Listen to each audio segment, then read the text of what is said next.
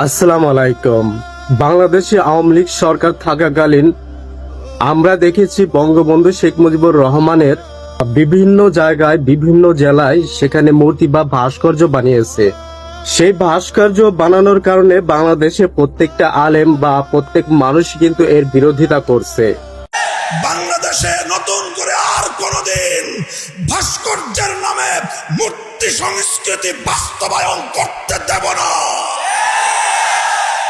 তো সেই দিকে আমি একটা কথা বলতে চাই। সম্প্রতি আমাদের বাংলাদেশে জুলাই যোদ্ধা স্মৃতি জাদুঘরে প্রচুর পরিমাণে ভাস্কর্য বা মূর্তি বানিয়েছে। এখন কিন্তু ওই মানুষগুলা প্রতিবাদ করতেছে না। কেন প্রতিবাদ করতেছে না সেটা আমার জানা নেই।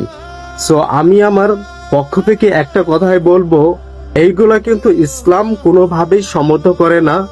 অতএব আপনারা এগুলো পরিবর্তন করুন।